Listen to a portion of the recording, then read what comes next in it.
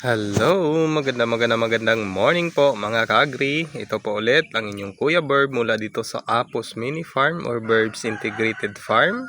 Ayan po, welcome po sa aking YouTube channel, Apos Mini Farm TV, sa ating FB page, Apos Farm TV, at sa aking profile page, Berbin Wamilda Apos. So sa ngayon guys, naghahanda po tayo kasi may meeting tayo guys sa aming Paco Farmers Association guys. So sa ngayon, ayan, syempre dadalhin natin ang ating gulay guys, ang ating munting gulay. Ayan na po.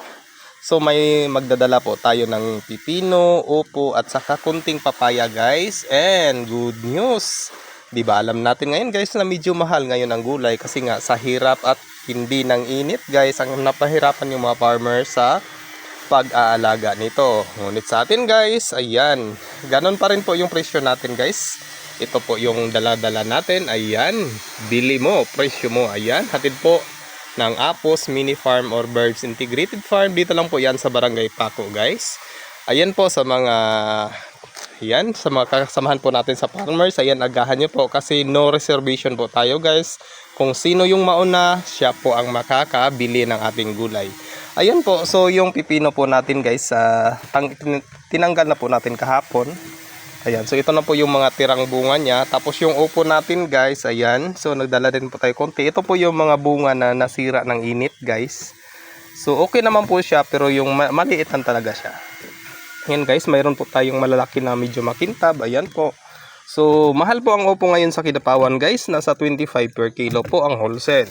So sa ngayon po, ayan. So susubukan po natin kung ano yung nasa puso o yung pakiramdam, pakikisama ng ating mga kapwa farmers sa ating mga farmer po. So sila na po ang magpresyo sa bibilihin nila. Ayan po. Yan po ay simpleng hatid po ng Apos Mini Farm mula dito sa Sitio Mahayahay po. Ayan, sa mga nagtatanong po sa exact address ko po is Apos Mini Farm, Purok Guyabano, Paco, Kidapawan City. Ayan na po ang ating mga gulay guys. Ayan, so kasalukuyan pong pinapatuyo natin guys ang ating mais. Ayan, dito po yan sa area nila Papa. Tapos yung kalahati po nito guys andun po sa ilalim ng ating grapes po kasi wala tayong malaking dryer.